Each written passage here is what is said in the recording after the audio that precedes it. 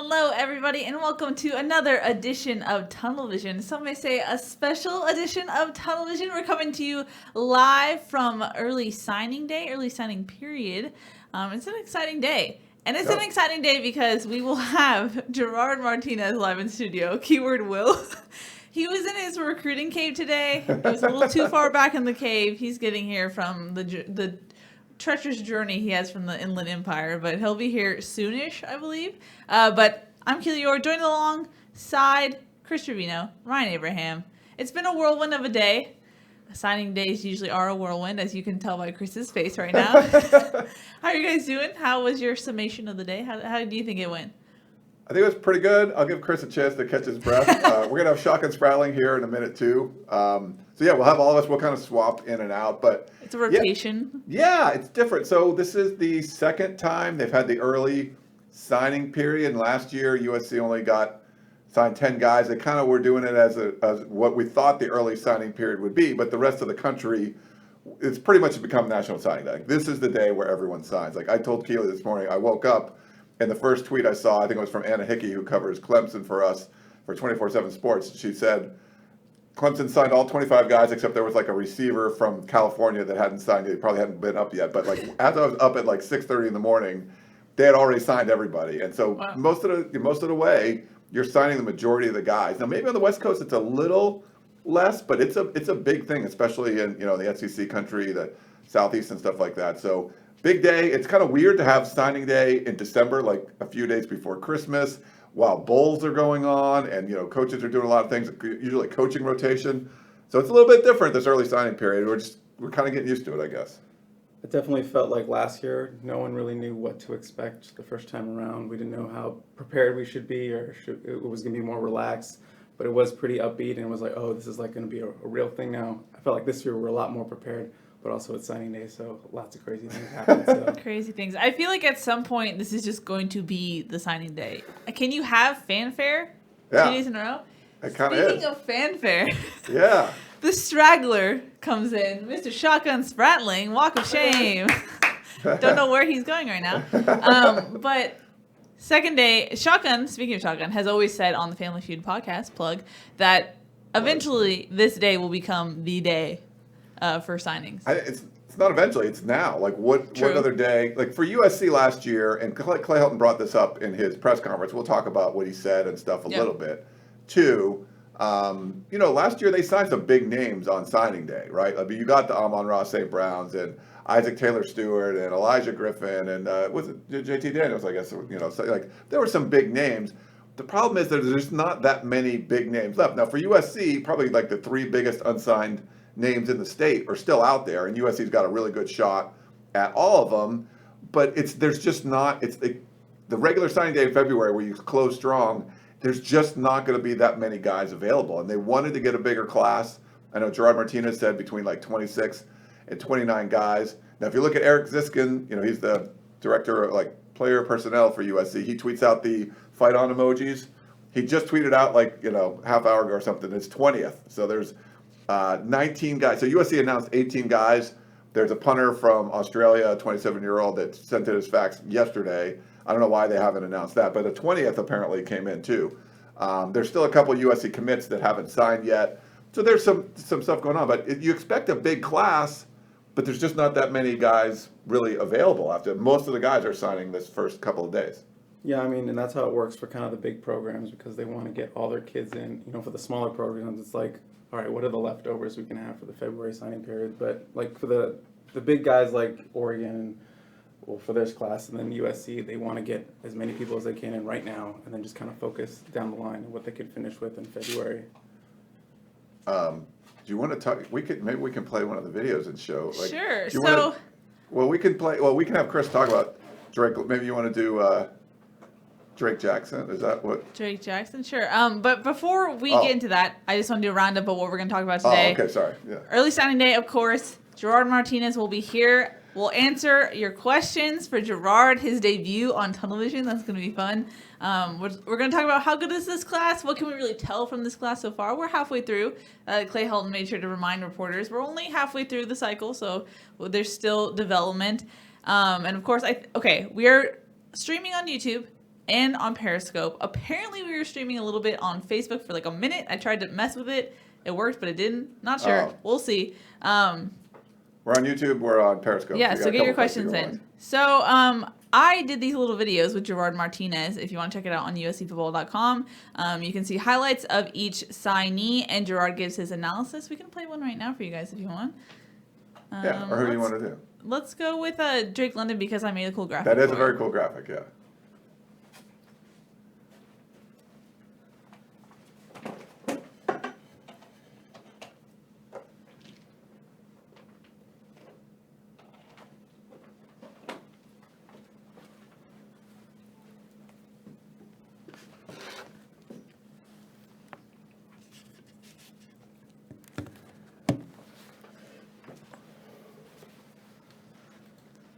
So we're showing Drake London right now. That was a little preview of the Drake Yeah. London, but look who we got in the middle now. Shotgun Spratling, the magic He's of here. TV. What's up, guys? He is here.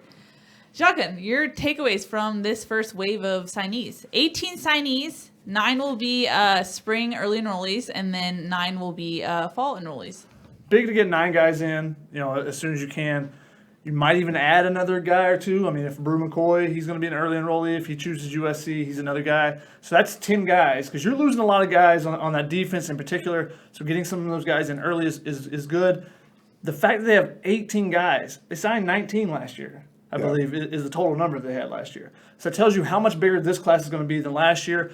And I think also you're seeing, and I talked a little bit with Clay Helton after the press conference about, he talked in the press conference about how it seems like in the West, players are a little bit more hesitant to go for that early signing. They don't have to. There's not as much pressure, I guess. When you're on the East Coast and you're in Georgia, you're in Florida, there might be 30 schools coming around every day to try to come and see you because there's so much talent, concentrated in those areas, and there's so many more schools in those areas. So you have the Northeast schools coming down. You have, all the SEC schools, the ACC schools.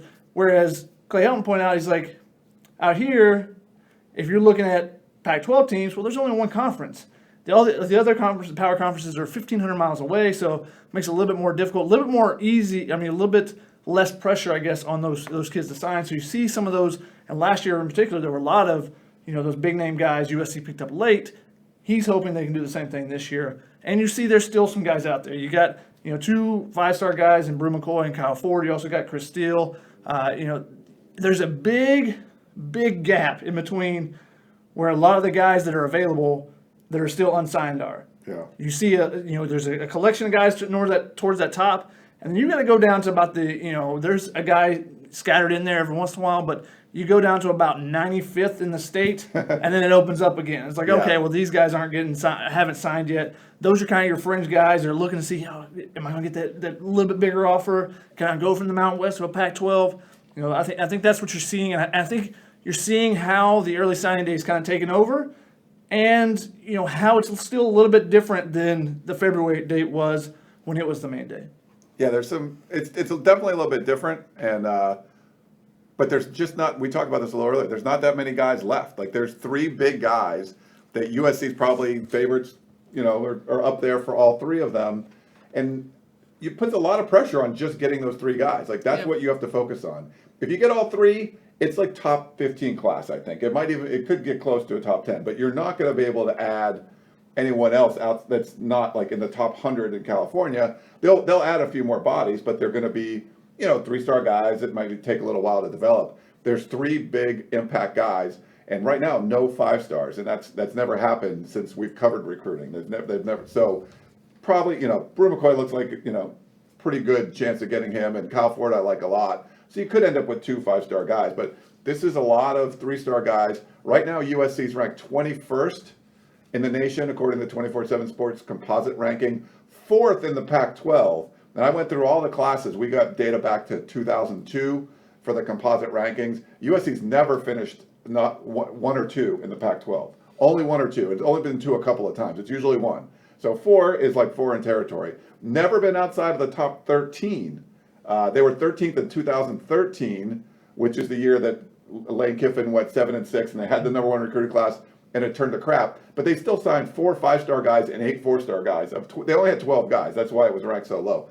But otherwise, the 10 is like the lowest that you're going to go. So to be 21st that's a little bit concerned. This is a different kind of class. It's going to be bigger. There'll be a lot of bodies, and it can get in that top 15 range if you sign those 3 guys. If you don't, you might be like a number 16, 17, 18, like something we've never seen from USC before. Yeah, this class reminds me a little bit more of one of those early Lane Kiffin classes where you're bringing in a Dallas Kelly and a Jeremy Galton and guys that are, is that guy going to play for you, or is he probably going to be a filler? Because you wanted to bump that roster up because you knew sanctions were coming. Right. It feels like USC is like, we got to add numbers because we've lost a lot, especially in certain areas like the defensive back.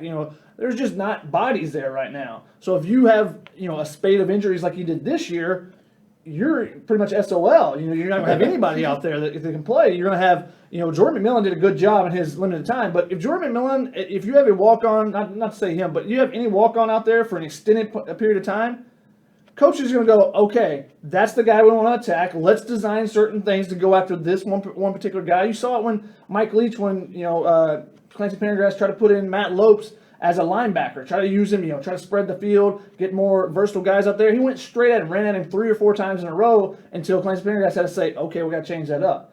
But that's what's going to happen. Your walk-ons are usually a walk-on for a reason. They usually can be good players, but a lot of times they're undersized. So hey, you go at them with physicality, or they're a step slower than the scholarship guys. So hey, you go at them with speed. That's what you would do. You would attack things. So if USC doesn't fill in certain areas, they could be in trouble. And leave themselves vulnerable to that. I saw a graphic earlier to talk about the difference in 2 years ago. Obviously when there was no early signing period, but even last year, there's still, I think it was somewhere 75 to 80% of guys signed. This year you have 5 stars remaining and 24 remaining top 247 prospects. So I don't know the validity of that graphic, if it's been updated, if anybody signed later or anything, but if that's the correct numbers, you basically have 10% of your top 247 guys are available. Right.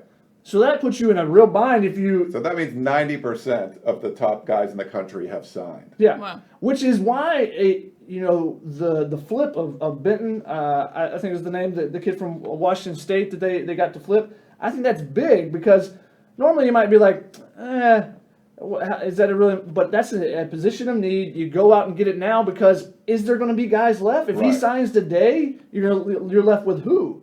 And maybe even if you said, hey, just push it back and wait. No, you got him to flip. You got him to sign now. He's in your class. So now you can still go out and maybe try to get another defense tackle if you really want one.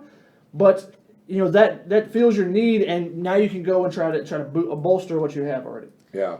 So like I said, this is the first round of the signing period, but you said there's only a couple guys really left to bolster this class. How should fans really think about this class? I know from the comments alone, people are not too high about what this class looks like just based on rankings alone. What do you think, Chris? Thoughts on that? I mean, I was thinking about this on the drive over. You look at the class, I would say pretty decent. I mean, but that's not a phrase people want to hear from USC. Pretty decent. Yeah. But if you look at the context of what USC went through this year, a 5-7 season, Clay Helton having to spin a lot of plates to hire new coaches and kind of fight off the job security stuff. So there's some guys in this class. I think there's some underrated guys in this class. I mean, I really like the safety they pulled out of Florida, Britton Allen. I really like that pickup. I like some other guys in this class. But I think there's a bunch of guys a couple years from now that USC fans would be like, that was a pretty good pickup a couple years ago. Yeah, you hope that there's a lot of 3 stars, right?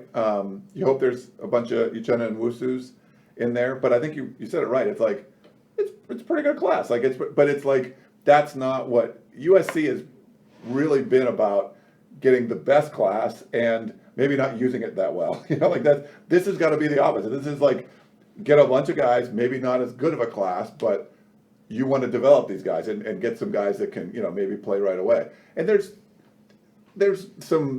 not a strong group of offensive linemen, I guess you would say, on the West Coast this year. I mean, there wasn't as many, there wasn't a whole bunch of Isaac Taylor Stewarts or Elijah Griffins and stuff that you could get like they did last year. But that makes a guy like Chris Steele from St. John Bosco all that more important. You got to try to get him. He was committed at one point. Losing some of the guys that they lost to Oregon, who, they have the number 1 class in the Pac-12 right now, and I think they're number 5 class overall. There's just a couple of those guys that if you're not 5 and 7, you might get him. If you didn't have some of the turmoil with the coaching staff, you might have got him. But they still needed to bring a lot of people in, and I think they've done a pretty good job. You don't need to survive. You don't need 5 stars every year, but that's pretty much what USC has been living on. So it's going to be, you're going to be living a little differently. You're going to eat your menu, the menu you're looking at, you're selecting from is a little bit different than what we've seen other years. Got Chef Boyardee ravioli instead of fine dining ravioli. Is that what we're talking about? Analogies. We made it like 20 minutes in, and we these got aren't the food handmade little raviolis. You might have a little of Chef Boyardee, but that's pretty good. I like Chef Boyardee. Now, the thing I'm seeing a lot in the comments right now are some people are saying stars don't matter. Some people are saying it's all just about development. And I think the real key here is you need both. It's both. Talent always helps, but development also is important. And I think you've seen just talent at USC for a while, and now this is a turn of the tide where you really need development. And so it's interesting. Dan and I, we've just posted instant analysis. We talked about this is different for USC fans. This is a different type of swing for USC. These are guys you need to develop. You're not in the top class. Things that USC fans aren't necessarily really used to around this time of year. Yeah, I mean, the fact that stars don't matter is just stupid. Stop saying that. That's dumb. Look at the guys who've been drafted for USC. Where would you be without Juju Smith or Smith-Schuster or Dory Jones? That was one signing day. Those 2 guys come in. You lose a bunch of games if you don't get guys like that. Now, you want to be able to develop guys too, but when you're not doing that well, you're almost relying on those guys that come in that are super highly talented because you know they're really good. And I think there's a lot less 5-star busts than we're seeing now than what we saw.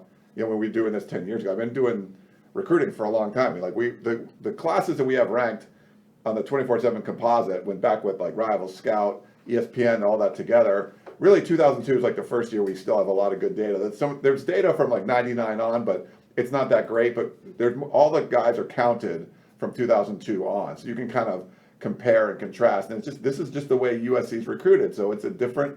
You're branching off and doing things a little bit differently. But of course, evaluation is important. It's not just about the stars. You want to find the guys you like and making sure you develop them. They got to get better. You can get a guy. Juju Smith was great. He played when he was 17 years old until November of his freshman year. That guy's pretty freaking good. But it's hard to get guys like that. So you want to get someone that's you can develop too. Yeah, and I've got some questions about this group.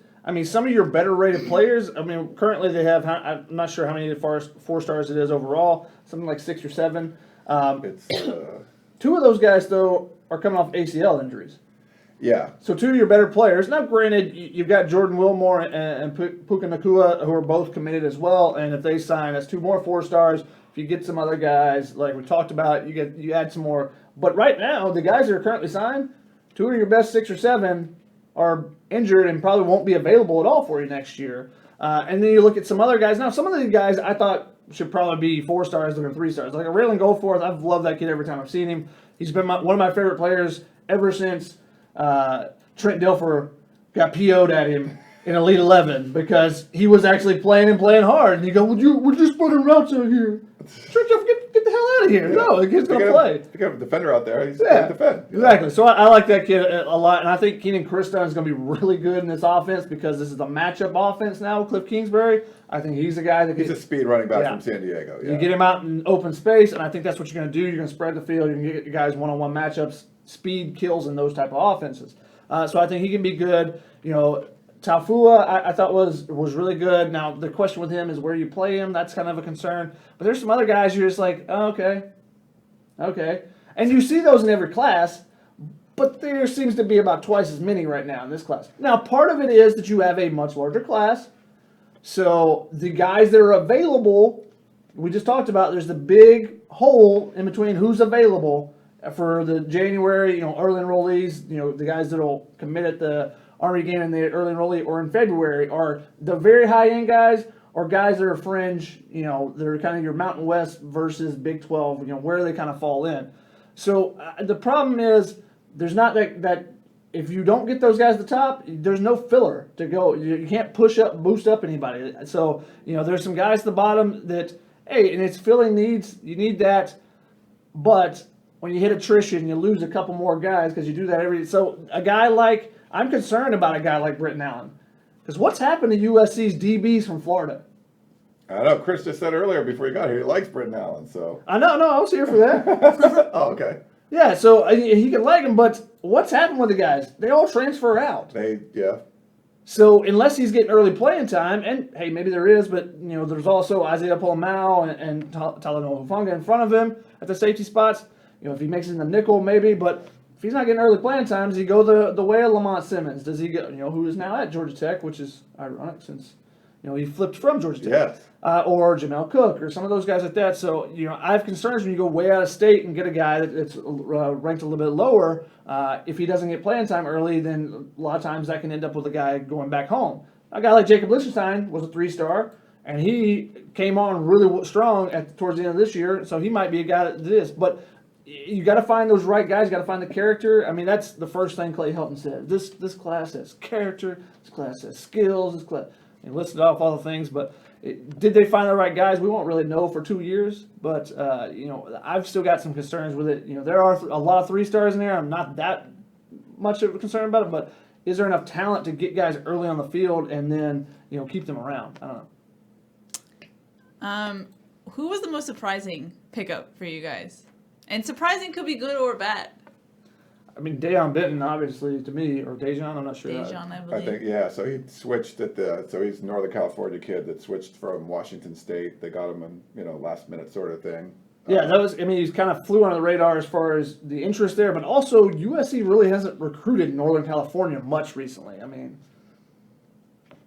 yeah, it's kind of weird. There was nobody else in this class, as far as I know off the top of my head. I mean, they were looking at guys like Isaiah Rutherford and say it for me.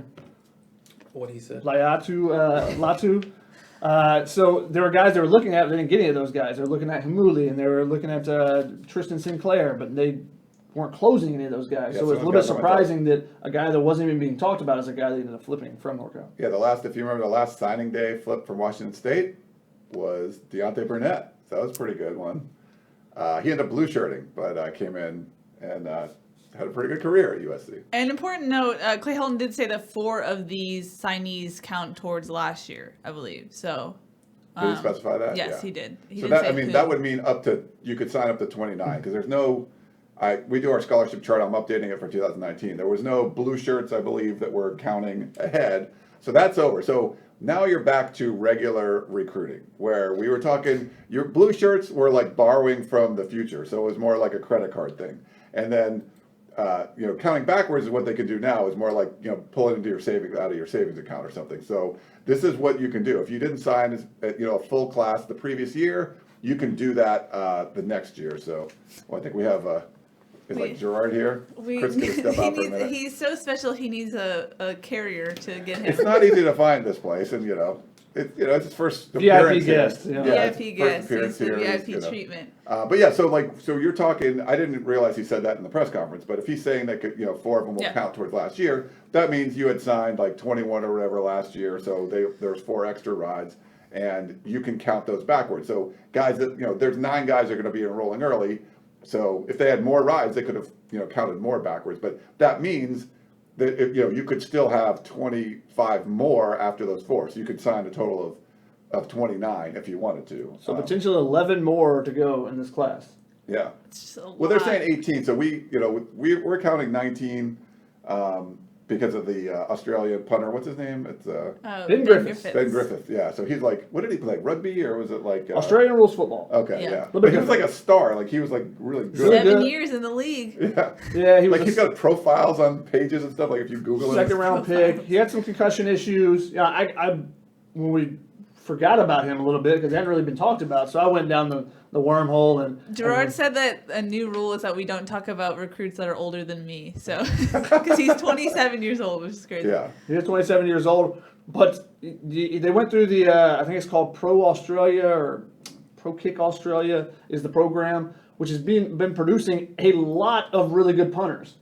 Consider before this year, so this year a Texas A&M punter won the Ray Guy Award, which is given to the best punter in the league. The last 5 winners were all from this program. All Australian guys from this program, including Utah's gets Mitch Wisnowski Yeah. and Tom Hackett. Both of those guys were from this program, went to Utah. There's actually, in this program this year, along with Griffiths, is a guy going to Utah as well. So they actually, there was a video, I think, on ESPN where they were going to watch the game together, talking about their experience and how they've trained for everything. They're going to watch this year's game for it and drink a couple beers while they're having it. So it was interesting just to hear, a recruit talking about drinking beers. But it's okay because he's 27 years old. He's 27. He probably wanted to drink a lot of beers after watching that USC-Utah game. Speaking of a 27-year-old. I know. Well, some people are asking us too, why is he not in the database? And apparently because there's not like a high school there's no like school we can attach him to, so it's hard for 24/7 to put him in there. So he's not in there, and I don't know why he wasn't announced by USC. There might be some sort of compliance thing or something. So he is actually a transfer student.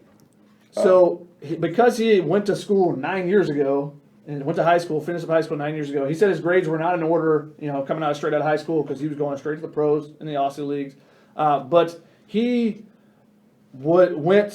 had basically a semester and a half of classes, a couple of credits, so that he would be able to transfer into USC. So who knows if there's something that was an issue there. But he was in a school in Melbourne, I believe. But again, we don't have that in the database, so we couldn't transfer him over. But it was faxed in, so Eric Ziskin, like we mentioned, had 19 fight on emojis, so that would be he was 19th, and he tweeted that yesterday, so the only person that could have faxed in or sent it, not faxed, but sent in there, you don't have to fax it anymore. You can actually send you can take a screenshot. The digital or whatever. age, right? Yeah, actually, Alabama Compliance tweeted out this was the first year that no one sent in a fax. It was all digitally sent in. So this was the first time. So Crazy. so maybe no more fax. I don't know if USC had any faxes or some faxes or whatever, but he did send it. That's the only person that was eligible to send it in because it's on Australia time. But then Ziskin did tweet another one, so there might be another signee. I don't know if you saw 20. Oh, yeah, I saw 20 on the way over. 20 on the way over here. So I do think it's interesting that all eyes are on a grown man tweeting emojis, but whatever works, whatever gets the hype machine up. yeah. Well, that's to say that anyone that works in a football program is a grown man. You just run a game all day. So That's true. Really I was just taking stock of what we do. Speaking of what we do, we need to usher in someone else who's very good. Are we going to usher him in, or are we going to? Yeah, we're ushering him in. Okay, let's do that. No. Look at him. Making his debut on Tunnel Vision. I have made it. Gerard Martinez. The Inland Empire. He's here. I did. I made it. Traffic was not kind to me. Traffic was not kind to you, even on a train or a bus. I don't know. There was something just completely stopped in the road. There was I expected a crash, but then the tow truck pulls away with nothing on it. So I was like, what in the world was going on here? But that's just, that's beach cities for you. They just cause traffic jams for no reason. Yeah, I mean, it usually takes me about an hour and a half to get down here, and it took me almost 2 hours and a half, which, Whoa. Yeah. Crazy. Well, Gerard, we're very glad to have you on the show. Thank you for having me. Especially on a day like today, because this is your wheelhouse. This is the Gerard day. Yes. Earlier than it has been in previous years, and last year was our first feel for the early signing day. And this year was sort of the same. It was not just who's going where, but who is actually going to sign before we even get to figure out where they're going. So there was a little bit of that last minute. We had a few different guys because, we were trying to get videos together and get everything together for you guys. And so Chris Rowland sort of last minute. Manitoa Tufono was sort of kind of on the fence a little bit about signing early and decided to go ahead and do it. I don't know why he wouldn't. He talked a little bit about Texas and LSU still being in the recruiting process for him. USC gets 19, counting, like you said, the punter, Ben Griffins. And USC fans not real happy with the results. The comments aren't great. They're right not now. great. Yeah, I saw a little bit of that. When was the last time USC fans were happy, though?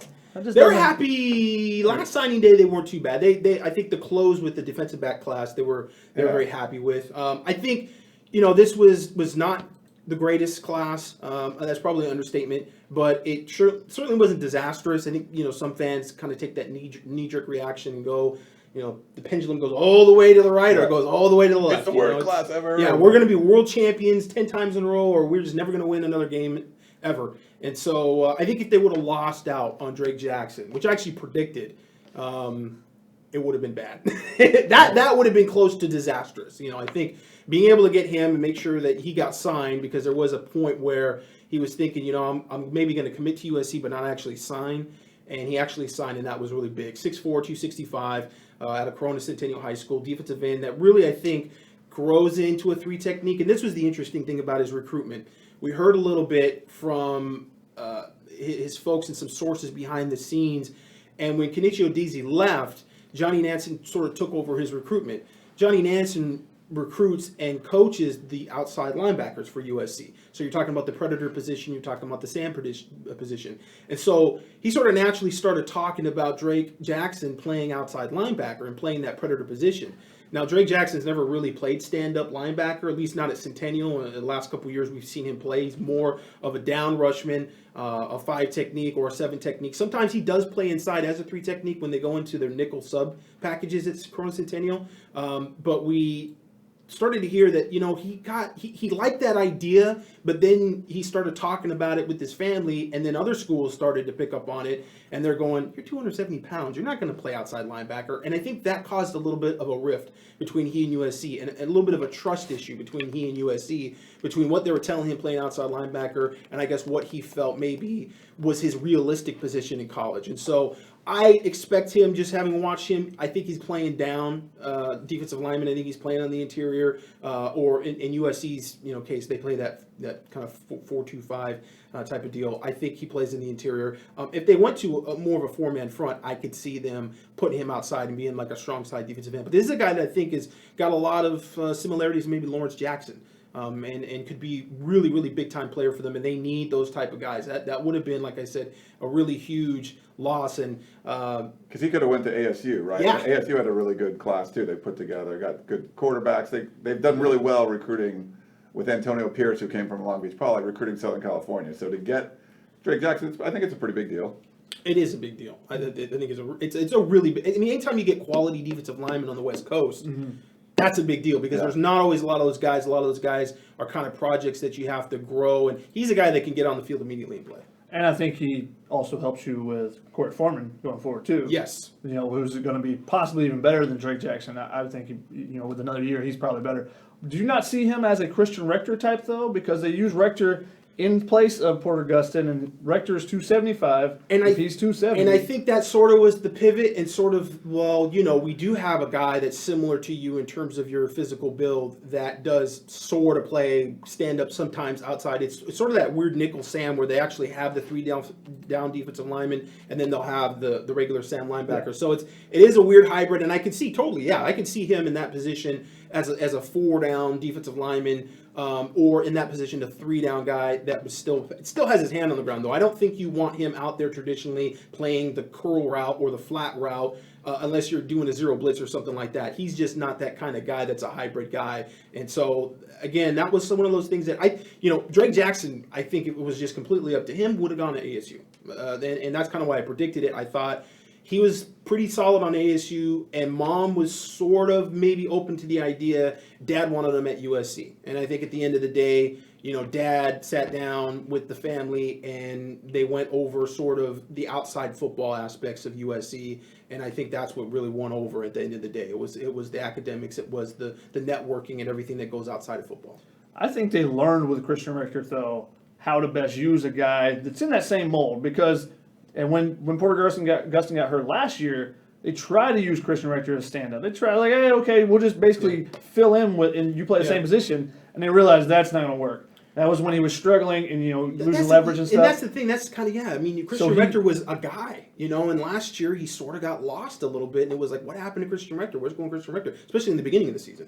Yeah, and I think that they decided, okay, we're going to keep you with your hand. Now, what they did a little bit different this year with Rector at times and early in the season is they moved him inside. Yeah. When they went to their pass rush groupings, on 3rd and longs and stuff, they moved him inside to see what they could do there. So maybe that's a role Drake Jackson, because especially with the potential of 4 games still being a redshirt, you saw Hunter Echols had a specific package for a while this season. Abdul Malik McClain came in, used his couple of games in a specific package as a pass rusher. So I think that's how Drake Jackson can easily get on the field next year. We've seen in some of the summer camps them actually run a more traditional 4-3.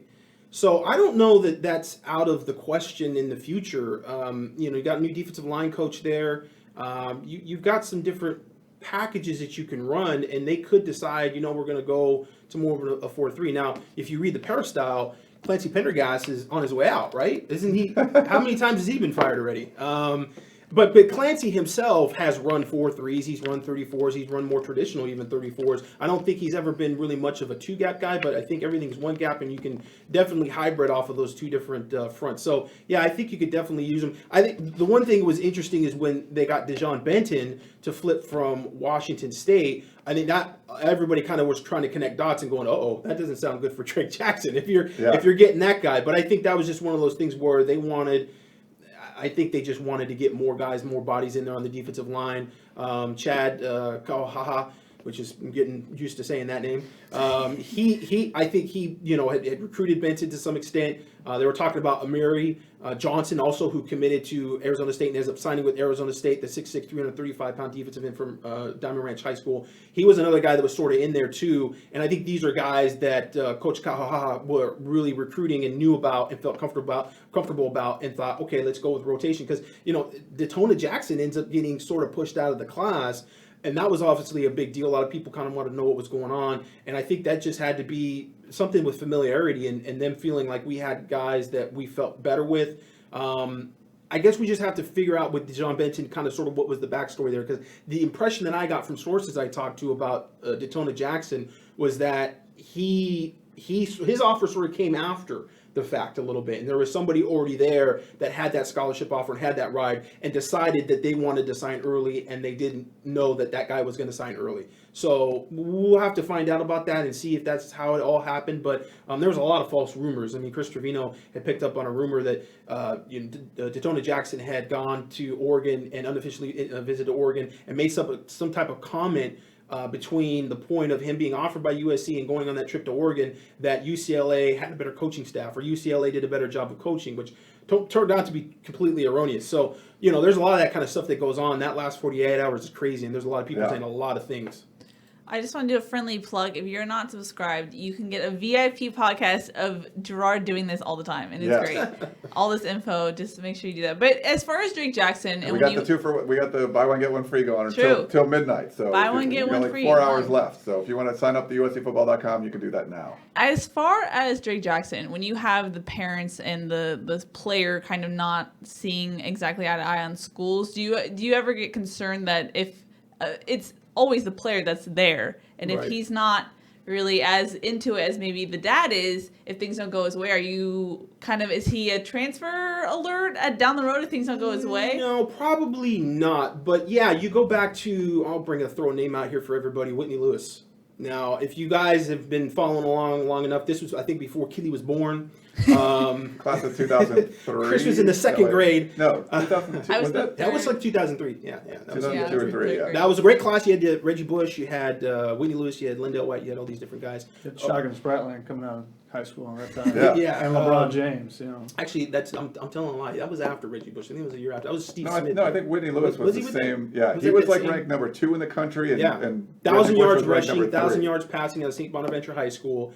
And that was back in the day when Florida State was still a thing. Florida State was still on top. They had gotten Lorenzo Booker a couple of years before that, Chris Ricks. And so Whitney Lewis wanted to go to Florida State. Like, he was all about Florida State. And his mom basically stepped in and said, no, you're going to USC. Like, USC's the private school, the education, I want you close to home. And, obviously things didn't work out for Whitney Lewis. But I think the issue with Whitney Lewis, and the reason why his mom wanted to keep him home, is that it was found out this summer of his junior year that he had severe dyslexia. And so she felt like, I don't want to just send him across the country with him having dyslexia. I want him to go to USC, get the right support. And it still didn't work out for him. But I think at the end of the day, that was probably the best move for him because she was looking out for his education and long-term what was best for him. And I don't know if, they would have done it differently. If he goes to Florida State, would have been a big difference. I think with Drake Jackson, he doesn't have those type of issues. He's got his head on his shoulders. I think what, as folks were looking at is the big picture. And obviously with Arizona State, it's not necessarily Cal or UCLA, and I don't want to, denigrate Arizona State, but academically not on the same level as some of the other schools in the Pac-12, particularly USC and some of those other schools I mentioned. And I think that was the feeling. You're picking the school because they had a nice year this year, and you like the coaches, and you don't have that relationship with Chad Kawahaha. If Kenichi Odezi was kept on staff, that was a done deal. He and Ty Robinson were both in, done deal. But obviously, with Kenichi Odisi being fired, that caused a little bit of uncertainty because he just didn't have that relationship with the coaching staff. He liked Clay Helton, he liked the rest of the coaching staff, but he didn't know his position coach as well. And I think that was kind of what was pushing him a little more to Arizona State. His dad saw that and said, look, those coaches at Arizona State could be gone next year. There's a lot of different things that can happen. You liked USC. You wanted to go to USC. Let's look at the big picture and look at the things outside of football. And I think ultimately that's why he just decided, I'm going to go to USC. I'm going to stick with USC. It also helps that usually when the parents are saying, no, we should think this through, it's because they want them at the home school. Yeah. And they're around. Right. And they also can help, mend those ties. It's not like Dad's sending you off to Michigan and saying, you'll figure it out out there. No, if you're having issues, they'll work things through with you. And you have that extra support net there with you too. So I think that always helps in that regard. Yeah, and certainly it's not like Drake Jackson didn't want to go to USC. I mean, Yeah. it was really, I think, just that gap between them hiring Chad Kawahaha and the departure of Kenichi Odisi that just gave him sort of that opening where he started talking to other recruits, and obviously ASU did a great job. And ASU is an interesting story because a lot of people thought Herm Edwards is going to be a complete catastrophe. He has been a complete catastrophe. Certainly, and Ryan and I talked about this on the podcast not too long ago, I think the really interesting schools to watch next year are going to be, outside obviously USC for USC fans, Arizona State and Oregon, because you lose those quarterbacks and you lose a lot of seniority sort of on those offenses. How do they pivot? That's where you got to do a good coaching job is the next year after you lose some of those leaders and those team leaders. And so we're going to see how those teams do. If Herbert leaves. Baby brother got signed today by Oregon. So maybe he stays. Yeah. Never know. As a reminder, you can get your questions in for the whole team and Gerard on YouTube and Periscope. We're not on Facebook Live, so I'll fix that. We have a question from John, actually, for you, Gerard. He says, which recruit are you most looking forward to seeing next year on the field? Well, I mean, of these guys that have signed early, Yes. correct? Okay. Signees. You know what? I tell you what, the guy that I sat down and watched, and I don't know if this is I'm most excited to see, but a guy that everybody should go check out is Britton Allen. Britton Allen was, wow. I think we got some video of him up there. Oh, wow. We need a separate dab cam of Chris Dad over here. cam for Chris. Chris is our Artie Lang. Shotgun gave a little shade to the Britton Allen signing, and then laughed. Really? You didn't like it? I haven't said anything about Britton Allen himself, but my question is, what's happened with those Florida DBs that come in? If he's not getting immediate playing time, Yeah. You've seen all those guys leave. Very good recently. point. Very good point. Lamont Simmons, that was one that I think. Jamel Cook. But, we talked about this with Ronnie Bradford. And the transfers that they've had already at defensive back and some of the issues that go on with defensive back, you do have to stay on top of these kids. You do have to, hold their hand a little bit. It's college football. And I think with USC and the defensive back recruiting, there's been a little bit of that NFL mentality, laissez-faire. We're going to just, let you guys do what you're going to do. When you come to practice, then you're at practice, and then you do what I tell you to. But everything else is sort of, you're losing track of guys a little bit. And if you're not a part of the recruiting process 365 days a week, 365 days a year, every kind of facet and phase of it, because USC, I think, and we've talked about this on the Peristyle quite a bit, they sort of go through the early process where they start offering guys. They have their junior year usually. I mean, it was in, I think, January last year. Sometimes it's in February. Then you've got spring ball, and recruiting kind of fades in the background because they want to focus on football. Understood. But then you get in the May evaluation. They go on the road. Okay, recruiting is important again. Then you get in that summer stretch, and that's where USC loses a lot of these kids right now. I mean, at least in this past year, even last year, they had a lot of issues staying on top of those kids, and where you talk about, okay, on the recruiting process, maybe you're able to make up that ground, you win a Rose Bowl, you have a good season, and you get that momentum back, and then you're able to close strong. But if you're not on top of those kids, you're not staying in touch with them, from a character standpoint, from the other standpoints of just knowing who you're recruiting, you may lose track of that a little bit. If you're just showing up in December for in-home visits, you may not really know who you're recruiting. You know that they're talented, you've seen their highlight film, but do you really know what type of kid that is and whether he fits? Because I remember, with Jamel Cook was a perfect example. I remember, I won't name names, but a former coach that was at USC, he texted me and go, why are they going after Jamel Cook? And I said, well, Jamel Cook's a pretty good player, man. 6'4", 190, Army All-American, the guy, can move, but he doesn't fit USC. And I understood what he was saying. And when I talked to Jamel Cook, I kind of felt that way too. Does he really fit USC? And you do have to get players from a disposition standpoint that do fit USC. USC is a certain type of school. And being from Miami, I think a lot of people thought, well, Jamel Cook, Miami's a big city. He's not going to be scared off by USC. He's not going to be scared off by Los Angeles. He wasn't, but I think the fit for the team and sort of what Clay Helton wanted to do and some of those coaches was not what he was ready for. And it's certainly the school that he was committed to at the time, Florida State, it's not the same. And so I think that's something that you definitely have to take into account. Will this be an impact on Britton Allen? Will the, being away from home? He is already technically kind of away from home because he's from Georgia and he's playing for IMG. So he has a little bit of that transition where he's been away from home and he's gone to school. This is a bigger transition for him. But just in terms of a guy that really caught my eye, because you see USC giving off these offers and scrambling sort of here at the last minute, when we find out that he's officially visiting, you go, okay, Britton Allen. I don't know anything about Britton Allen. You go pull up his film. This is a smaller, sort of 6 foot, 180, 85 pound safety that kind of has a little bit of Jalen Harris, but more athletic. When you watch his sophomore film, especially, and him playing receiver, which is what I really like to see. I like to see defensive backs that actually make an impact on the offensive side of the ball, and they've got some ball skills. He was really jumping off the film. His speed, his quickness, and his aggressiveness, and he's very decisive, I think, in his movement. And when he comes to the line of scrimmage, when he makes a play on the ball, he's not very hesitant. And I really like that. I was surprised that he's a 3-star by 24/7 Sports. He's a guy that really made some plays. And again, from his sophomore year, just watching it, he has some of that suddenness that you want to see in the defensive backfield. The worst part is we wish we would have known they were looking at him more. Yeah. When they came out here to play, so we could have gotten when we saw him in person. IMG's got so many guys. I mean, it's true. Goodness gracious, it's they're stacked. But and so I mean, competition wise, he's kind of transitioned and he's had to compete probably for that job even at IMG at a high school. So an interesting pickup and a guy that he's going to be an early enrollee as well. So we're going to see him in spring ball. So that's why I kind of think of him immediately because he's going to be out there in USC. I hear they need defensive backs. Yeah. Yeah, he's going to get a lot of playing time this spring. It's great for him to come in the spring because Isaiah Paul-Mal's still out.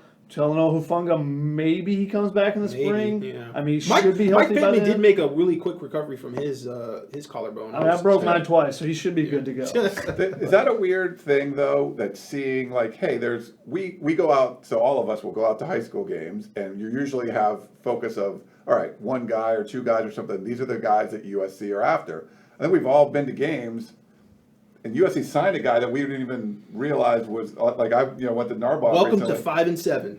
I mean, is that different though? Like if you go to see IMG or if you go to see Narbonne, I'm filming the left tackle, and USC ends up signing the left guard. Well, I saw Pittsburgh play against Corona Centennial, and of course the guy at Pittsburgh High School that everybody goes to see is Jacob Bandis. Mm-hmm. He's the Army All-American defensive tackle.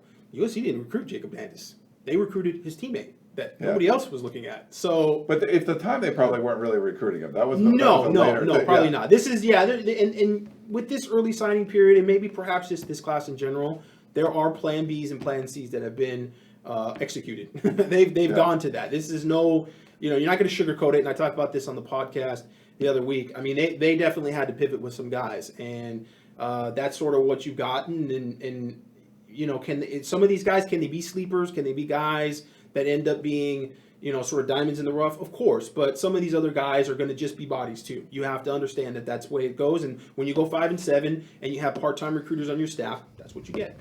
We had a Periscope one. Sure. Looks like Redborn or Vil Redborn. Why didn't USC pursue Tua's younger brother? Because he was living in Alabama. Yeah. Are we talking about Tua Tagovailoa? Yeah, his little brother. Yeah. Well, they moved to Alabama, and his mom and the family were living in Alabama, and so, yeah, you're not going to go after him. I mean, he's not Tua Tagovailoa, and he's living in Alabama, so that sort of kind of does it. That's it. We had a question from Jasper, who we kind of get to know these people after a while doing these shows. He canceled a date to watch the show, which he wasn't live. Yeah, so he really wanted to ask you some questions. He has a question. Do you think Keaton Slovis has a legit shot of ever starting at USC, or is he more of a filler guy? He's a stopgap. Does he have a legit shot? Does he have potentially? Could he start? I mean, yeah, sure. I mean, Matt Fink potentially could have started at one point, but I think he's more of a stopgap and a guy that you have there just in case. He's a Division I level college quarterback. He's a good scout team guy, but do I anticipate him pushing JT Daniels or pushing somebody down the line for a starting job and legitimately being in that, and we're sitting around questioning, wow, who's going to be the quarterback? I don't. Greg wants to know, after this recruiting cycle finishes, which position will have the most depth? After this, Good question, Greg. probably still linebacker, right? Or receiver. Receiver. Yeah, actually receiver. I mean, don't lose anybody else. If they, because I mean, they get Drake London signed, and this is another guy. Actually, You want to talk about Drake? Should we talk? let's talk about Drake London because pull up his I'm video. pulling She's it. got the cool graphic for Oh, it. yes. I mean, I already like Drake London, and then Yeah. you came in with your love affair of him. so Well, you have the basketball that's the thing. guy. That's the That's the guy. No more public to answer transportation, no more the basketball. previous question, that's the guy that I'm most excited about. Now, he's not going to be an early enrollee. He's just an early signee. But, yeah, that's the guy that I think just it's the tenacity. It's his dog mentality playing receiver. He blocked better than any lineman that I saw this year, okay? That's as good as a offensive line class this was, and that's still going to be open to debate because we saw a lot of big bodies this year and a lot of guys who were rated high. But I came away from some games going, I'm not so sure this class is as good as we all thought it was. But Drake London, holy crap. Drake London is just tenacious on the edge. I mean, he blocks. And you think basketball player. You think a guy's going to be a basketball player. He's going to be finesse. He's going to be, fadeaway jumpers on the football field. No, he's out there brawling guys. He's looking for guys to block. He's after the whistle, giving guys elbows. I mean, I was really impressed with that aspect. And then you go, okay, 6'5", 210. He can jump. He's averaging almost 30 points a game in basketball. Yeah, this is a steal right here. I mean, this is a midway 4-star level guy that is still a steal. He could have been debatable 5-star. I think there could have been. I would say there could be that conversation with his physical talent, and you're going to see here in this video him getting his knee hit and hurting, and then he comes back and he's clutch. Yeah, game-winning catch in that game. Yeah, I always the story of Drake London is so funny to me because I think that Friday we all were at kind of boring games, but you were at Drake London's game in the group chat. You were just like, that's when you just fell in love with Drake London. It was really funny. Drake London is taking over. Like this dude. I mean, he's fast. He runs well after the catch. I think he and Puka Nacua, the Orem wide receiver, 4-star, he did not sign today. He's still possibly going to take a visit, I think, to Washington. UCLA's kind of trying to get in it. We're going to see what happens. He would be a great fit for just this offense that Kingsbury, I think, wants to run. He's got a little Robert Woods to him. He's a technician. Very good player. Probably slot guy, you think? He could play anywhere. He's a good 6'1", almost 6'2". Okay. I mean, like I said, he runs well after the catch. But he and Drake London kind of, I think, really are underrated when they get the ball in their hands. I think a lot of people think, okay, Drake London, that's a guy that's going to sky it. He's going to be a 50-50 guy. He's going to be Dwayne Jarrett. He's going to be, maybe to a lesser extent, Patrick Turner. But he's not. He's more than that. I mean, he's a guy that could legitimately end up out of this great receiver class, and we're including Brew McCoy in that, could end up being the highest rated guy that comes out and ends up being drafted highest in the NFL. I would not be surprised if he was drafted higher than anybody in this class that USC gets for this receiver. And the craziest part is there are people that think he's an NBA player too. Yeah. Well, I mean, 30 points a game, 10.5 rebounds, 4 assists. I mean, he's a legitimate 2 guard, I think, right? He's a legitimate you could go and get your scholarships in basketball and forget football. Not, this is not Zach Banner. Yeah, right? he was one of the no offense, Zach, but one of the biggest schools to recruit him besides USC that was offering him for both sports was Virginia, who's a top 5 team. Yeah. Has been perennially the last 3 or 4 years. So that's the type of he fits very well in that Virginia style of basketball team too. Very tenacious. That's what, and he's that way on the football field too. He brings that. He's one of those guys where you're like, if the guy's guarding you in basketball, you're just like, this guy's guarding me.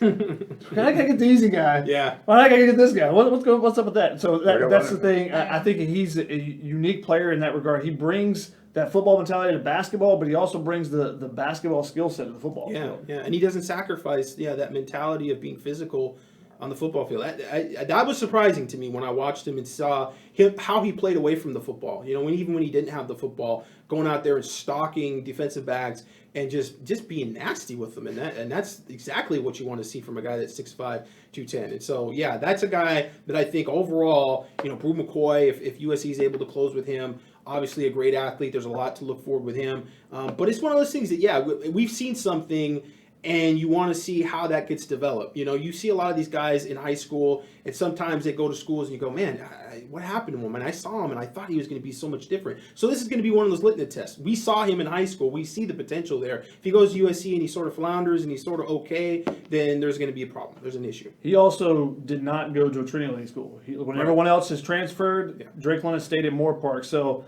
not quite the same training and competition you're seeing every day in practice, and too. like I said, Which a lot of times says there's more potential there. Two sport. So, I mean, if you're going to now he's not going to focus just on one sport. Maybe at some point down the line, junior year, he goes, okay, I'm going here, I'm going there. I'm going basketball or I'm going football.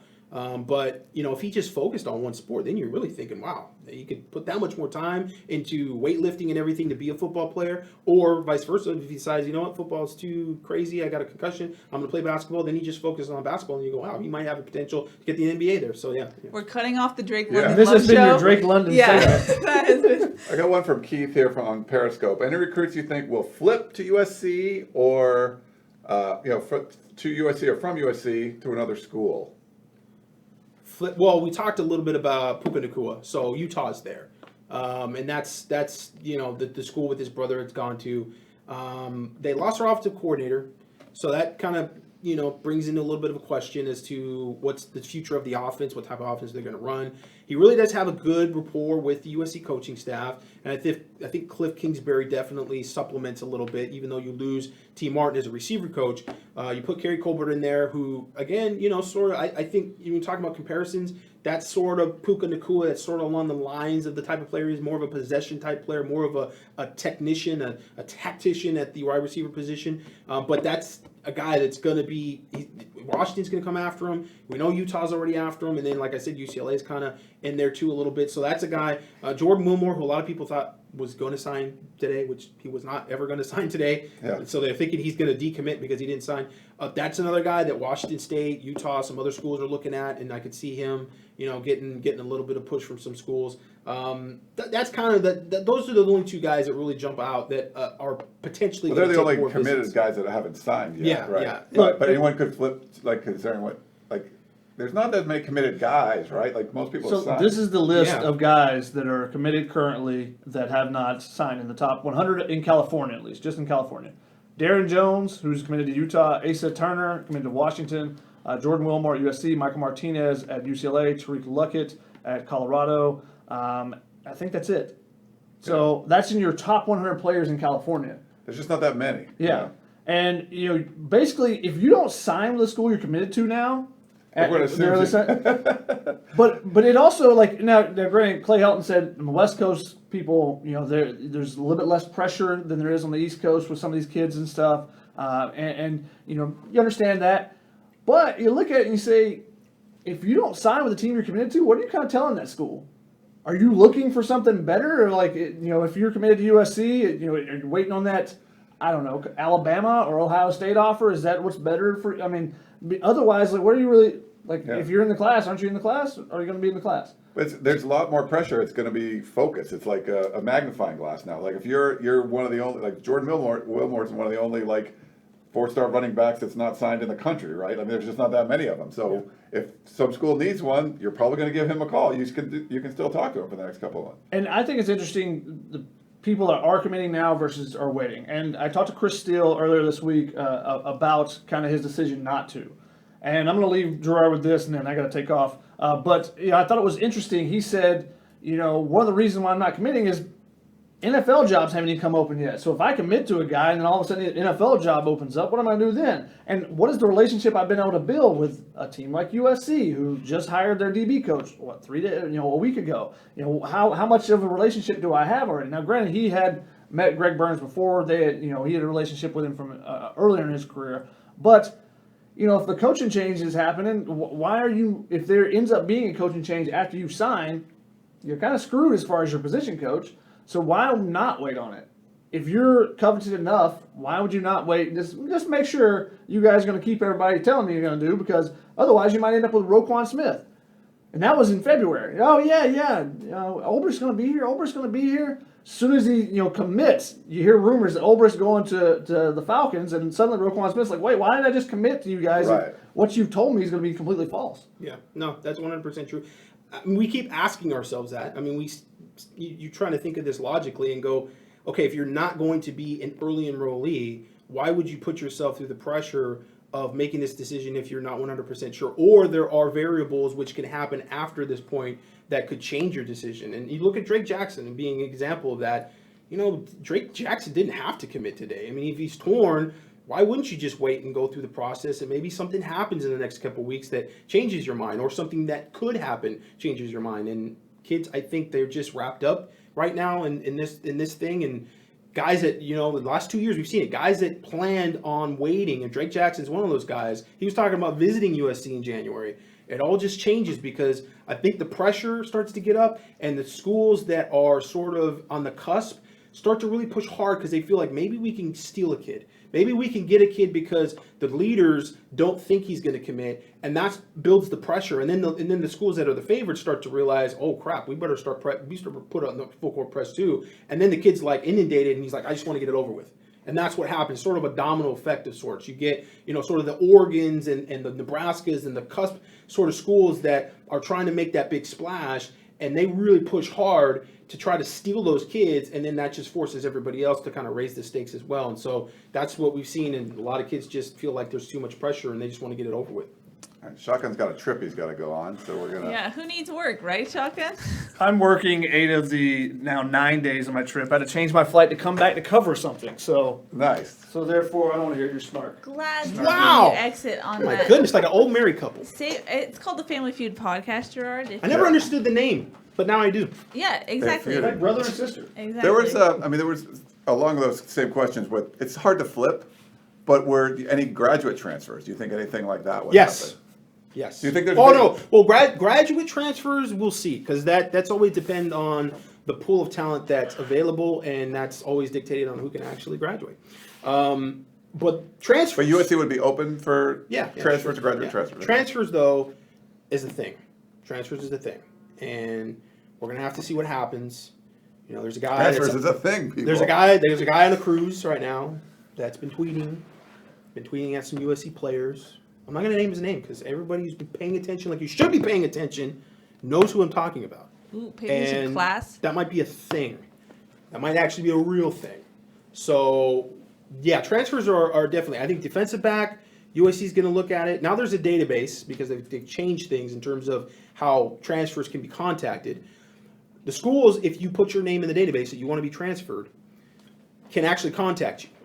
Whether you haven't left the school, you could still be at the school. They could still contact you. So there's no like Justin Fields, the quarterback from Georgia. Well, Justin Fields, I believe, has officially left Georgia. But he was in, like, he officially declared or Yes, whatever, yes. and so he was in that. But there's database. guys that have not declared that are in this database that schools know and can now contact and talk to without there being any issues from the NCAA. So that changes the game a bit. So I think what you're looking at is USC. They need to see if there's going to be some openings that they can get maybe a defensive back. And then there's some other guys that are going to be out there. So I think transfers are definitely a thing for USC in this cycle. I'm not saying guaranteeing that there's going to be transfers, but the fact that the conversation I had with the source at the end of the day was, yeah, there's definitely some interest there. And there's interest there with maybe even some specific guys. So. All right, check out the peristyle. Gerard You still have...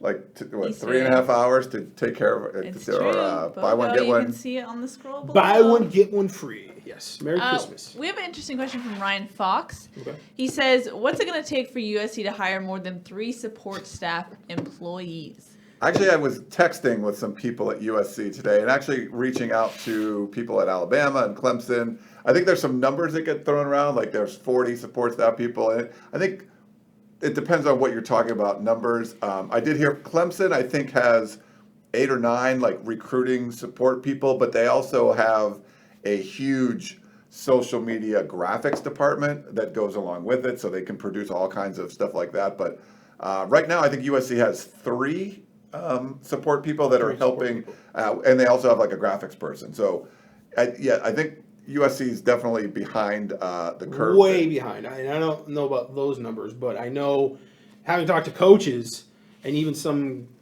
support staff members, whether it be at other schools or even at USC, they go to seminars, they go to clinics, and USC's got like 3 or 4 guys that show up, and these other schools are like 10, 12 guys, and they're not even the graphic guys. Yeah. And so, from a support That's exactly what I heard. I heard the exact same thing. and that even goes into, people are talking about Ivan Lewis and the strength and conditioning, and that's, also considered support staff. And so those guys are probably undermanned as well. We don't know as much because we just don't see those guys very often. It's sort of, they're in the weight room or whatever. You don't see who's all involved there, but USC's way behind. And that was sort of a arms race that started probably 5-6 years ago, where you started to see Alabama going out and hiring head coaches and offensive coordinators from other schools to be on the support staff. I mean, Tosh Lapoy was originally on the support staff. They're paying him $450,000 a year to come from Washington after he ended up having that investigation where it was alleged that he had paid to have a kid tutored that was coming out of high school that he was recruiting. And so $450 for a guy that was on, the target list for the NCAA, and he ends up, obviously now he's defensive coordinator. And that's what Alabama's done. They brought in guys to be analysts. They brought in guys like Steve Sarkisian. It's like a farm system for coaches. Mike Loxley. These are guys that it's a farm system. You bring them in, you pay them what they should be paid to be analysts, and then they have a little bit of experience within the system, and they work their way up, and then they end up on the full-time staff. And so, it was an arms race that did start 5 or 6 years ago that USC hasn't even acknowledged it's begun. USC hasn't even replaced Alex Collins, who left for Utah, Alex Rios, who left during the Utah week. And now you're at early signing day, and you've got an official visit weekend, which was last weekend, of 15 official visitors. Who do you think helps really organize all that stuff? Getting these guys to the hotel, making sure that their parents get off the flight, making sure guys get in the car. This is all in support staff. So especially now with the early signing period, it's so important because, USC hasn't been worried about this year, but you're getting ready for a bowl game.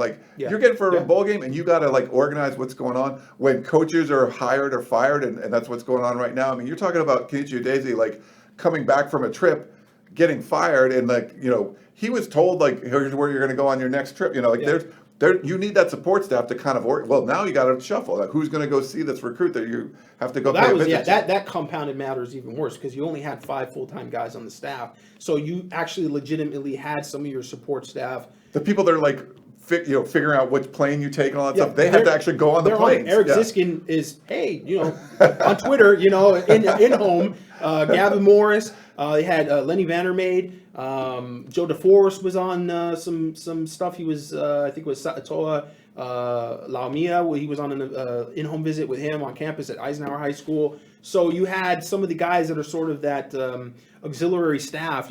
So you sort of have support staff is a general word that sort of gets thrown around. Like Ryan is saying, you have the actual on-field coaches that are support staff.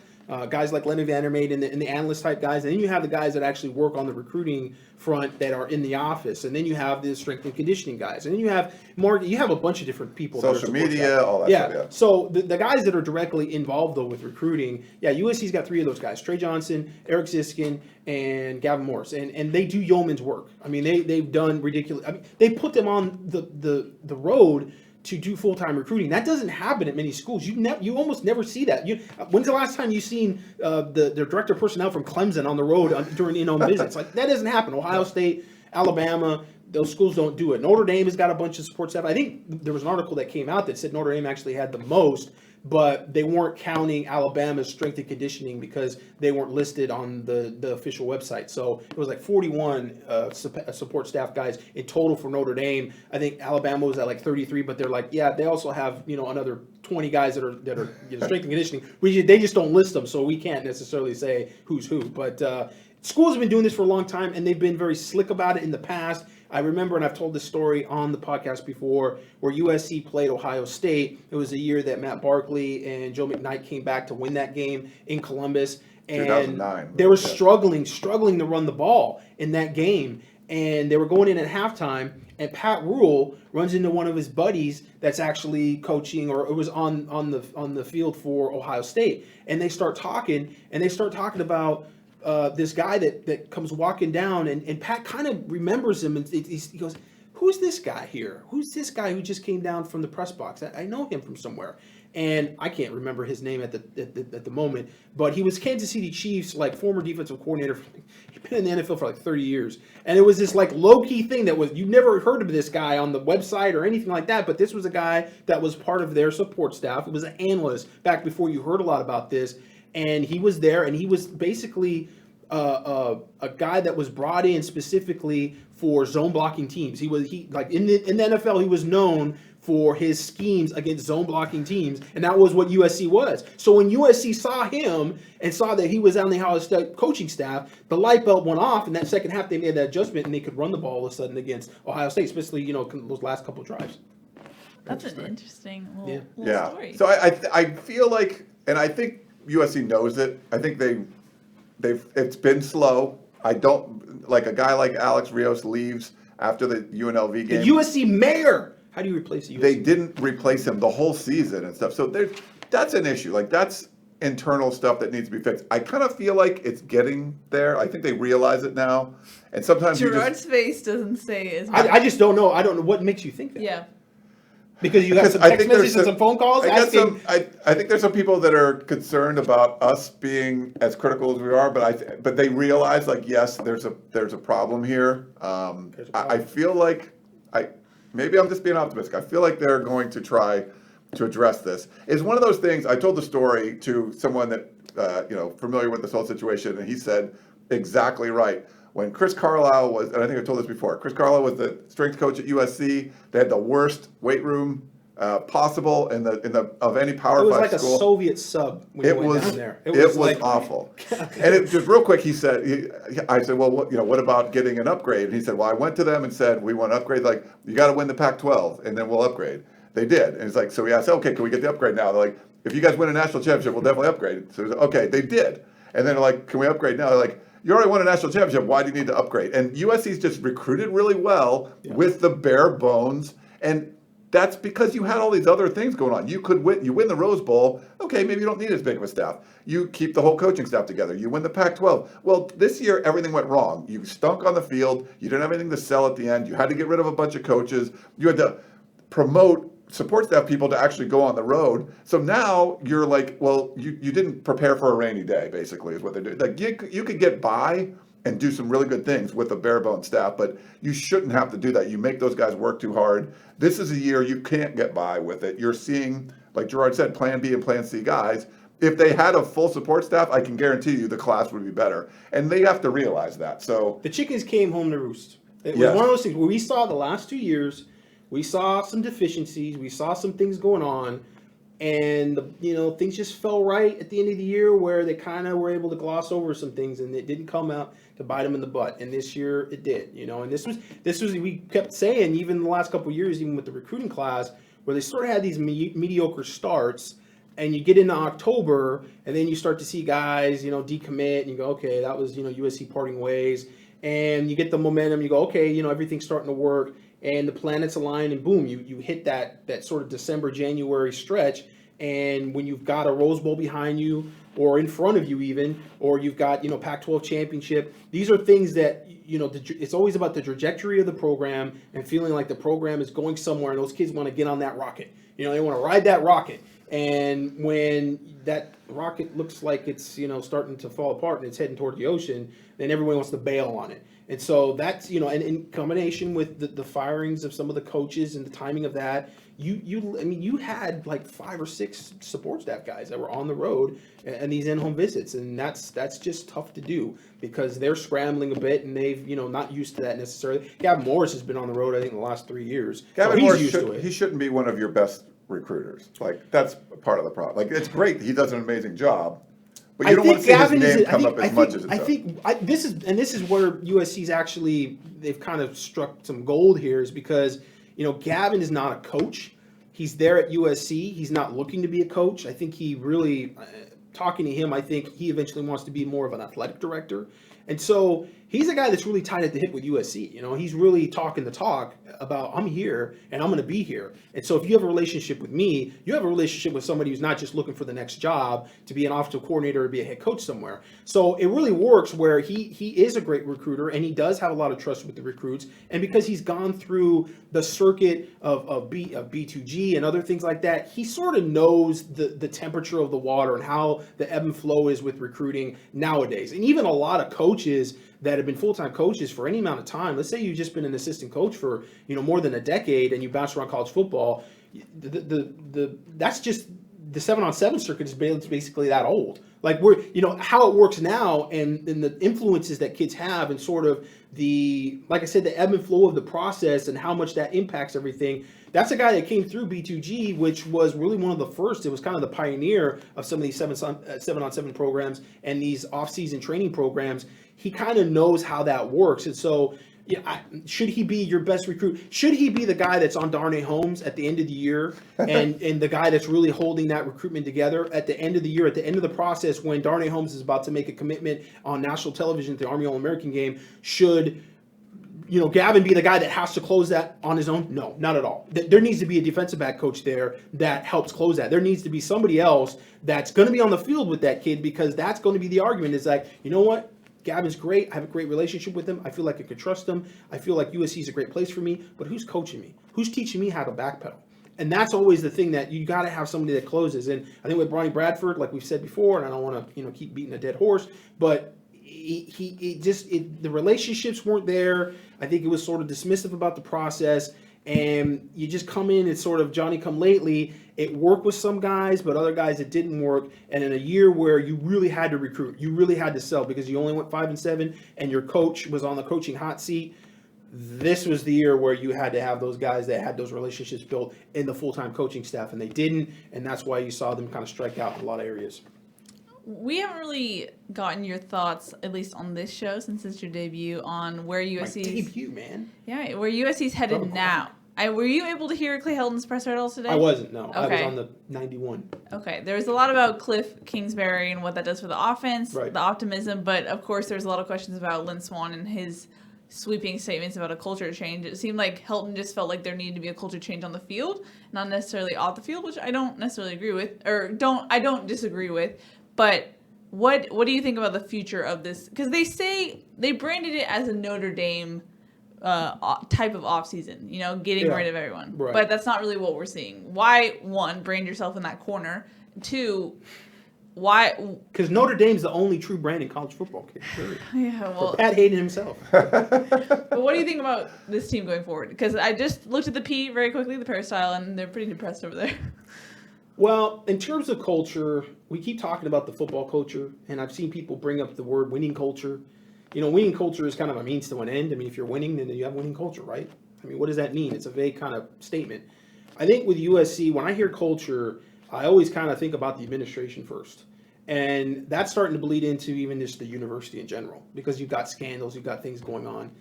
I just wonder if you can have a winning culture within the athletic department and specifically within the football team, if there's issues just in the university in general and the administration and how things are getting done.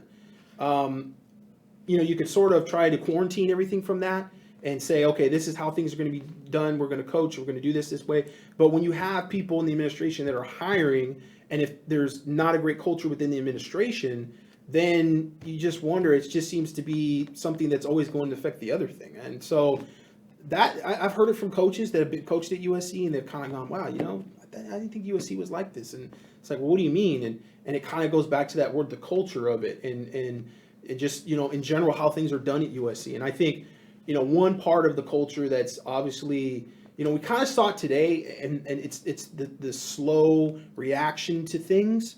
And it's almost like there's a government type of situation where, anytime you get involved with a government entity, everything just seems to work slow, right? You go to the DMV and it's like bureaucracy. There's bureaucracy. There's everything else. And today we saw something interesting where, and this kind of goes back to the support staff thing, where almost every school in the Pac-12 was like, boom, boom, boom, this guy signed. Boom, boom, boom, this guy signed. Every school. We've got I went video. through every school, yeah. We've got graphics. We've got this. We've got that. And USC has Eric Ziskin putting up emotes. And we're guessing well, they have this many guys. And that's sort of a little bit of a reflection on sort of things at USC sometimes that and I was told it's kind of, there's some compliance issues with USC all the time, that when they want to, announce things and they want to do things and they want to, push the envelope and I don't think this is pushing the envelope because every other school's doing it, but just to be on the edge of things and be competing with everybody, that compliance becomes a thing. And obviously compliance was sort of used as an excuse to some extent because you had the sanctions. And it almost seems like, the football program to some extent has been sort of repossessed a little bit by the administration under the guise that sanctions, we can never have that happen again. So we have to sort of over comply ourselves, and we have to make sure everything that goes on and it slows down everything. And so, maybe that's an excuse. Maybe compliance isn't the complete total reason of it, but that's one of those things where people just throw out the word culture, and with football, I say, everything's sort of connected a little bit. And you could say, well, Clay Helton hasn't done this and Clay Helton doesn't that. But overriding in terms of culture, I think, it's hard to have a great football culture if the athletic department in general isn't necessarily everybody's on the same page and everybody's working efficiently. Maybe real quick for the, I agree with what Gerard's saying here. And USC they tweeted out, it seemed like they had all the stuff ready. It wasn't like they didn't have graphics ready, but it just sort of was like, everyone else had tweeted stuff, and I tweeted, I looked at the whole Pac-12. Everyone else had been tweeting out their things. USC was getting faxes, obviously, or, letters of intent, but they weren't doing them right away. Then they were kind of doing them every 10 minutes or so. So it was like a stockpile. It was a weird spacing. It was kind of strange. They weren't just getting them as they were coming in for, I don't know, whatever reason. But well, here, I'll just throw this out as a side note to this. Sometimes on signing day, your success in recruiting helps you recruit. So in the instance of where you all of a sudden you have guys and you're tweeting out, this guy's gone, and this guy's committed, and this guy, then any kids that might be on the fence at that point, they're on Twitter obviously, and they're going, they got him. Oh, it's looking good for them. ASU's got a great class. There's momentum there. They're working momentum, and it was like USC was it was 9 o'clock almost, and we're going, what's going on? What's going on? He got all you got is Eric Siska. Yeah, bless his heart. Eric's out there trying to do what he could do. Yeah. But and that's where you go, okay, well, is it a compliance thing where we don't want this out, this graphic might not be the NCAA specs or whatever it is. They definitely have over complied. When they got sanctions, they turned around and they just bent over and allowed the NCAA to kind of trample them a bit. And I don't give me those looks. Trevino's just off the side. But they really kind of went overboard to some extent, and it's sort of handicapping them a little bit in certain situations. And I could see where maybe, and I didn't. It wasn't totally. That wasn't the reason I got for why they were slow on things, but I could see in past when you've got a lineup around the peristyle of kids trying to get in the spring game, and the spring game is about to kick off, and you're going, why are these kids still in line? Well, you've got 200 kids standing in line. And it's because, compliance is getting retinal scans and stuff. And you're going, okay, that's a little bit too much. I don't think UCLA's doing that. I don't think Cal's doing that. And we know even from a media standpoint, in terms of, having any kind of contact or anything with kids on campus, it's just a lot different at USC than it is other schools. I mean, other schools, you go on Twitter and you see photos from kids on their official visits and photos from kids at practice and this and that, and they've got name tags on. And then, the interpretation from USC is promoting those recruits. That's like, you're allowing the media to promote through the university, and so USC stays away from it. But again, you're talking about these little things that help recruiting and go, a little bit just to kind of give kids a little more of exposure, and they see themselves at the school, and they're like, yeah, they've got a lot of media people at the school, and they've got, I ended up with those photos from the basketball game, and they kind of get into that stuff. And so, yeah, there's a lot of issues, and I think that when you talk culture, you can't overlook that stuff. You can't just get myopic and go, well, Clay Helton, what are you doing for the culture? I don't think it's just all on him. One thing from the Keely mentioned Clay Helton's press conference. So it was she was down there at USC, and I thought the most interesting word out of the entire thing was yes. Clay Helton said yes, and then with the question was, is this going to be Cliff Kingsbury's offense? Is he going to run his offense? And it was a very short answer from Clay Helton, but he just said yes. So I know there was some question about there's no reason you would The real bring- question is that in the contract? I mean, we heard that he was going to have anonymity and he was going to completely be his offense, and that was part of the deal. Right. But is it literally a part of the deal? Is it literally written that? But I thought it was strange that he just said, he didn't say, yeah, the reason we brought him in is because he blah, blah, blah. It just was like, yes. It was sort of like, what did you get the feeling from being there? I thought his demeanor in general was interesting. I thought it was like sometimes he comes in really like out of breath for no reason. I don't know why. Like sometimes he did that on Thursday pressers too. Push-ups, like, man. Gotta get those push-ups in. Yeah, he just seemed a little bit like, I gotta do this and I gotta go. Yeah. And so I couldn't get a good read on him, but it was interesting. It did seem a little rushed. That Yeah. this was the first time we could talk to him since the Notre Dame game. There wasn't anyone else available, like Cliff Kingsbury, who, they made him on, they put him on Trojans Live tonight. So if you guys are watching this over Trojans Live, thank you for that. But yeah, he made a radio tour. None of the new assistant coaches were available. I asked Tim Tesalone and he said none of those guys were going to be available. And it was pretty short. There wasn't really any questions there wasn't much about the team. It was, there was only time to really ask about recruiting, and then they were like, okay, that's all you can ask it about. was a presser about recruiting. I mean, Yeah. how much can you draw it out? And we definitely did draw it out to other things. It was interesting for sure. Would have been interesting if somebody would have asked him about Kayvon Thibodeau. Ooh. See what the answer to that would have been.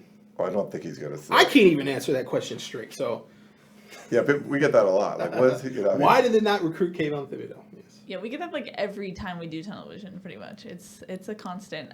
Shall we do rapid fire? Yeah, let's try Rapid to fire, Gerard. Do you know what that is? I know No, you he talk. does not know.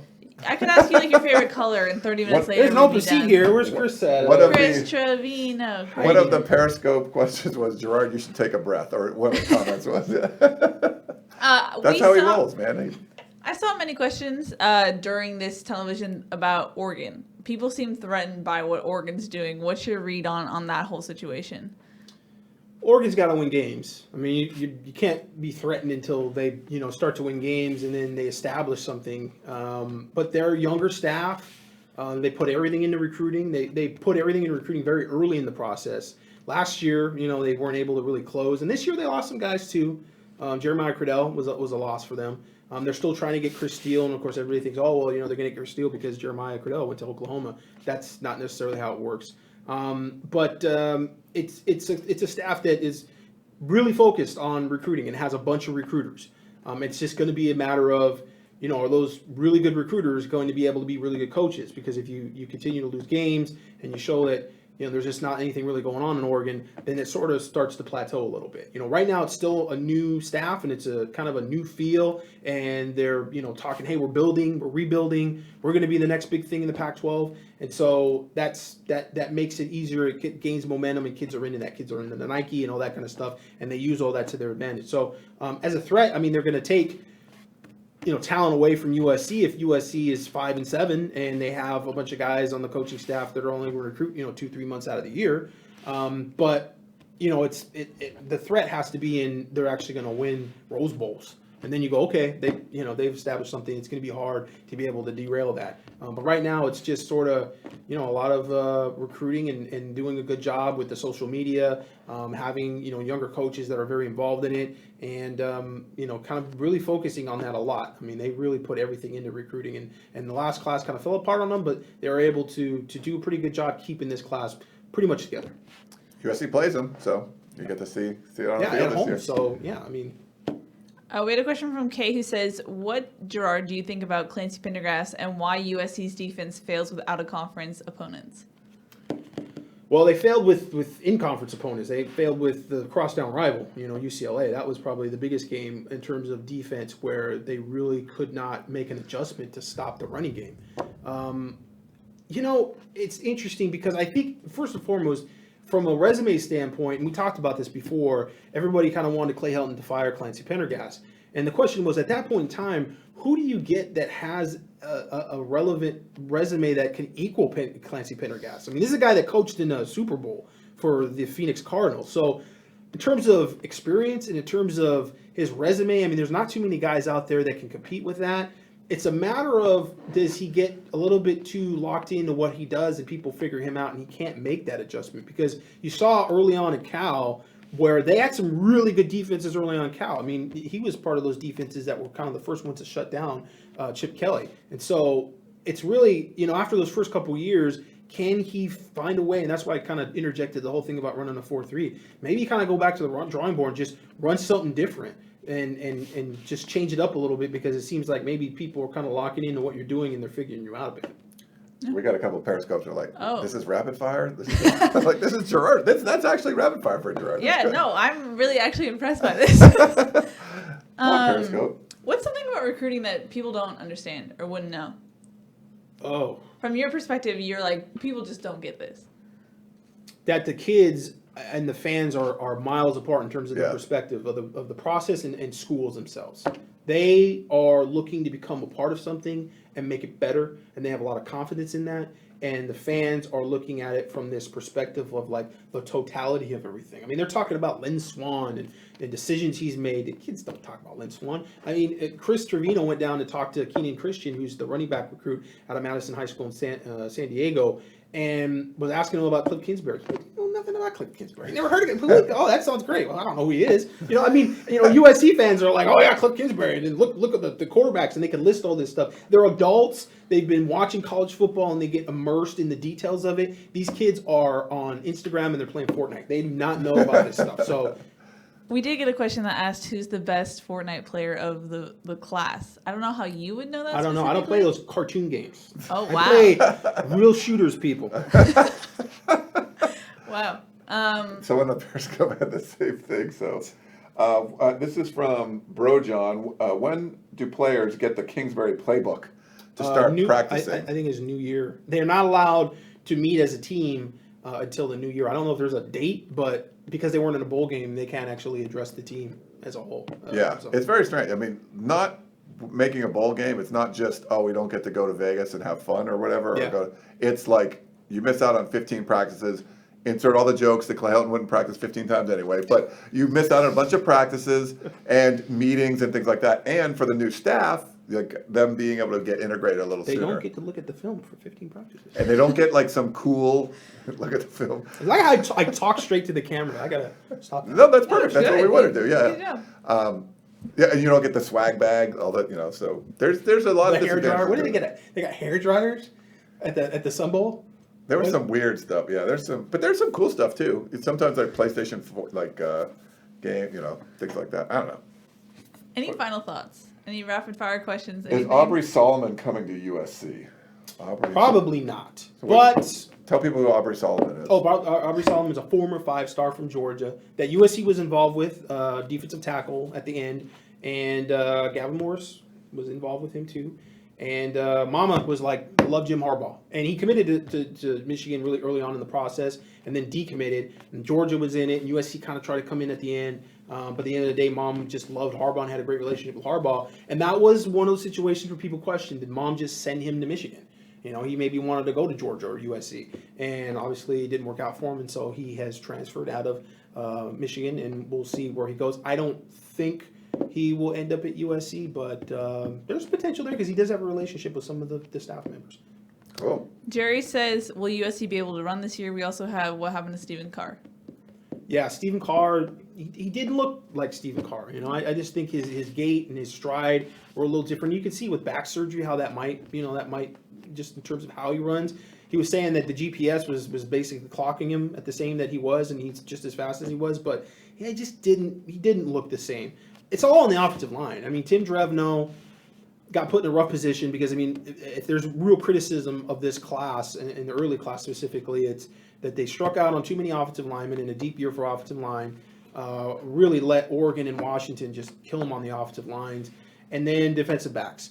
So, with the offensive line, they're going to have guys that are just sort of guys. They're going to have to try to develop some guys. But Tim Trevino, I think he did a really good job, trying to make up some ground. It was just a matter of, how much ground can you make up in that short period of time. And so, they I think on the field, they've got to address that. The offensive line's just got to be better and got to be more consistent. You got to be able to snap the ball consistently. You got to be able to do certain little things. And so that, I don't know if we're going to know much from spring ball, if this offensive line is really going to be better, it's going to be more on the same page. But I do trust in his coaching ability, and I think that he knows, and I've said this before, even from an evaluation standpoint when it comes to recruiting, he knows exactly what he wants. He's a very detail-oriented guy. He knows exactly what he wants. So he's not going to be guessing. It's not going to be coach speak. When people address him, you're going to hear, I think, more of what's really going on behind the scenes with the offensive line and what he really thinks about what he's got. And so it's going to be a more cerebral approach. It's going to be interesting just to see, though, how it mixes with the air raid offense that what we assume is going to be run by Cliff Kingsbury. We talk about splits, and there's some differences, between how you would Yeah, he hasn't coached an air raid. No, nothing like it. It's been very mic block, straight drive blocking. So that's going to be interesting to see how you mesh those two things. USC tried to kind of mesh the spread run with the sort of pro style offense, the pro option what they call gumbo offense. Didn't work so well. No more gumbo. Are we doing a hybrid here with keeping Trevino as the run game coordinator and offensive line coach and bringing in Cliff Kingsbury, or are you going all in and Trevino can just learn that offense? Because that offense would be easier to learn than vice versa. Cliff Kingsbury would have a harder time learning the stuff that Trevino was coaching at the 49ers, even probably Michigan.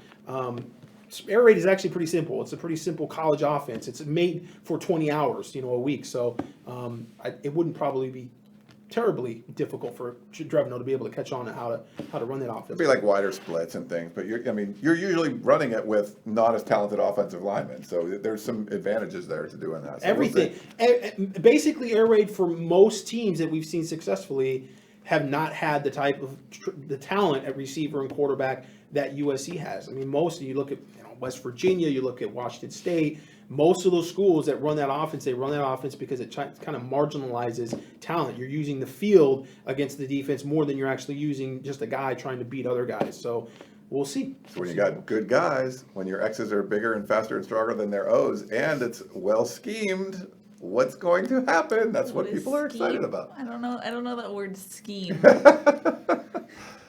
Guys could actually be open and not just jump over defenders to make catches and stuff. The only caveat there is that sometimes it doesn't work with more talented players because those talented players are used to out-talenting people. They're not used to the discipline, running great routes, great timing, and relying more on what they're being coached than what they can do physically. So there is that potential that you get these talented guys that go, I'm just used to going up and grabbing the ball. I'm Tyler Vaughn. Haven't you seen my highlight film? And not going, dude, you got to run this 5-yard out and you got to run it crisp and you got to be there and it's timing and this is how it goes. Whereas you get guys that are less talented, that's all they work on. That's what they know that they're not just going to run by people. So they have to use the offense and the scheme to be able to make it work.